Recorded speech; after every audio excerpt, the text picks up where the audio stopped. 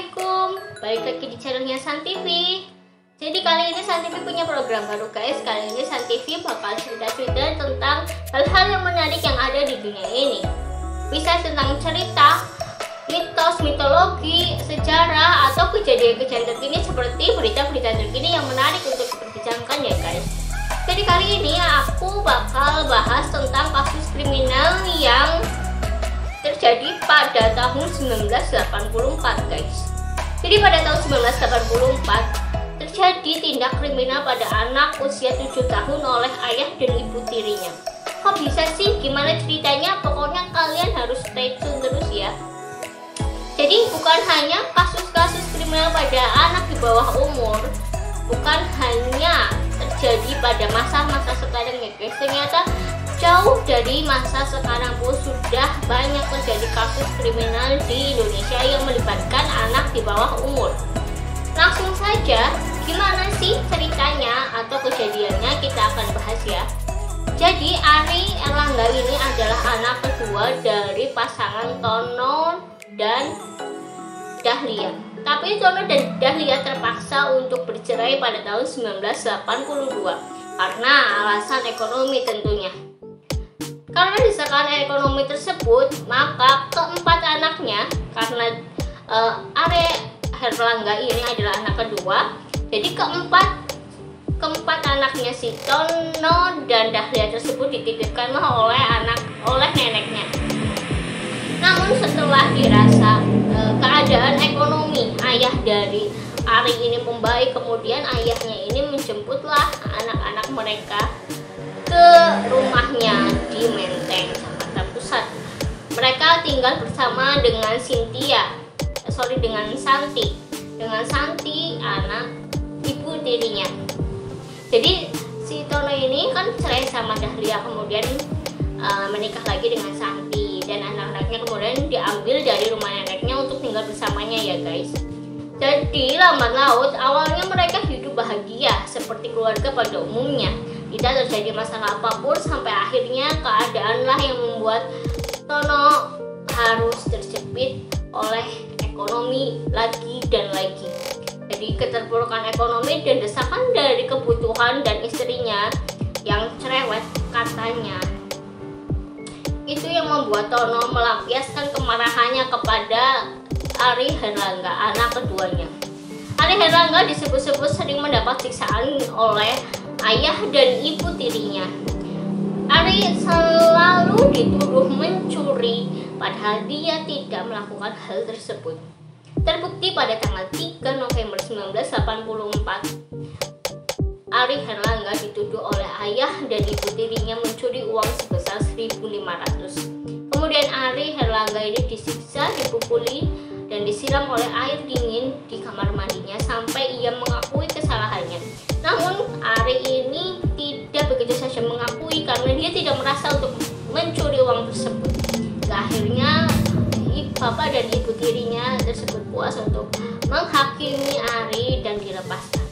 Menurut ayah dan ibu tirinya ini, Ari adalah sosok anak yang nakal. Namun di akademinya, di sekolah, Ari ini termasuk murid yang berprestasi atau murid yang dikategorikan cerdas gitu. Jadi ibu gurunya pun pernah mengatakan dalam suatu wawancara di sebuah tabloid pada waktu itu, ibu gurunya mengatakan bahwa sebelumnya pada bulan Agustus tahun 1984 Ari Erlangga sempat tidak masuk selama 10 hari. Kemudian ibu guru tersebut meminta keterangan kepada Ari setelah Ari masuk sekolah karena beliau melihat wajah-wajah Ari yang lebam dan biru-biru di sekujur tubuhnya. Setelah ditanya kenapa hal terjadi, Ari pun menjawab bahwa ia sering dipukuli oleh ayah dan ibunya. Karena hal tersebut maka Ari tidak masuk selama 10 hari. Kejadian Ari Erlangga itu puncaknya bukan pada tanggal 3 November ya, yang dia dituduh mencuri 1.500, namun pada tanggal 7 November 1984 ia 1 minggu kurang setelah kejadian tersebut, Ari kemudian dituduh kembali oleh ayah dan ibu tirinya mencuri uang Rp8.000. Dan kejadian yang sama, bahkan lebih parah lagi dari kejadian sebelumnya, Ari mendapat penyiksaan yang lebih berat lagi. Ari disiksa dari jam 11 dari malam hari hingga tengah malam. Jari tangan Ari dan tangisan Ari dan membuat ayah dan ibunya merasa iba, namun terus-menerus menghajar sampai Ari memohon kesakitan. Jeritan dan tangisan Ari pun terdengar oleh tetangga-tetangga.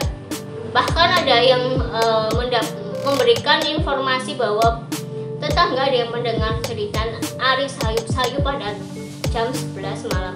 Namun tetangga tidak berani untuk menegurnya karena alasan itu adalah urusan rumah tangga. Jadi tidak berani untuk seperti ikut campur kayak gitu. Jadi pada jam 11 itu kan tetangga dengar kalau Ari nangis. Tapi pada tengah malam itu tidak terdengar lagi. Tepatnya pada jam 1 malam bapaknya bangun dari tidurnya. Ari itu dihukum supaya berdiri di kamar mandi, kemudian tidak diberi minum, tidak boleh makan, dan tidak memakai baju. Dengan berbagai luka, pukulan sabetan di tangan, kaki, dan punggung, kemudian di muka juga ada, di wajah maksud saya, di wajah juga ada pukulan-pukulan tersebut. Jadi nggak dikasih makan, nggak dikasih minum ya sampai jam 1 malam. Bapaknya bangun, terus lihat kok air di meja berkurang dan bergeser. Kemudian bapaknya marah dong karena Ari kan nggak boleh minum tuh. Ternyata dia minum, berarti dia melanggar lagi peraturan dari bapaknya. Udah dihajar lah lagi, dipukulin lah lagi dengan sapu, gagang sapu, tahu kan gagang sapu itu yang biasa buat nyapu. Dipukulilah lagi punggungnya sampai Ari terjatuh tersungkur. Namun itu nggak bikin ayahnya iba, malah ayahnya pergi lagi ke kamar untuk tidur. Tepatnya jam 3 pagi ayahnya bangun kembali dan melihat Ari sudah tidak bisa dibangunkan lagi, alias badannya sudah kaku ya guys. Karena panik, kemudian ayah dan ibu tirinya kemudian membawa Ari ke RSCM. Beliau memberikan keterangan kepada polisi dan dokter bahwa Ari mendapatkan kecelakaan, bukan disiksa. Namun polisi yang curiga melihat luka-luka dengan total 40 luka kekerasan di seluruh tubuh Ari Herlangga ini mendapatkan kesimpulan bahwa Ari tidak meninggal karena kecelakaan namun disiksa.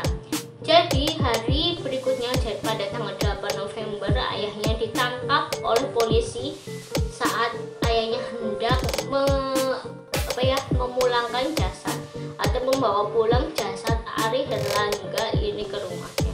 Jadi mau otw pulang tuh ditangkap polisi, sedangkan ibunya ditangkap di tempat kerjanya. Ibunya.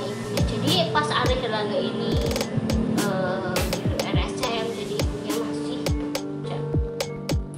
Seperti itu guys, cerita dari kepergian Ari Herlangga membuat duka seluruh Indonesia ya guys. Sehingga beberapa artis ternama seperti Rhoma Irama dan artis cilik waktu itu Cika atau siapa yang namanya saya lupa, itu membuat judul lagu yang terinspirasi dari kasus Ari Herlangga. Bahkan kasus Ari Herlangga ini pada tahun 1985 dijadikan film dan film tersebut mendapatkan juara di Festival Film Indonesia pada tahun tersebut. Begitu banyak yang menyayangi Ari, walaupun Ari disiksa oleh ayah dan ibunya. Ayahnya divonis 5 tahun penjara dan ibunya divonis 2 tahun penjara. Di kuburan Ari Herlangga, di kanan kirinya terdapat tulisan tangan, maafkan ibu nak, maafkan bapak nak. Kemungkinan tulisan-tulisan tersebut itu berasal dari ayah dan ibu tirinya. Nah, setelah menyesal telah menyiksa Ari Herlangga. Untuk kalian calon ibu, calon bapak atau para orang tua rumah. Sayangilah anak kalian, maka dari itu anak kalian akan lebih menyayangi kalian di suatu hari nanti. Karena bagaimanapun anak kalian adalah darah daging kalian, bukan musuh kalian. Semua masalah pasti ada jalan keluarnya. Tetap semangat. Sampai jumpa di konten-konten selanjutnya lagi bersama San TV. Nantikan kontennya lebih menarik lagi ya guys. Mohon yang belum subscribe silahkan subscribe dulu. Jangan lupa like dan komen ya guys. Sampai jumpa. Assalamualaikum.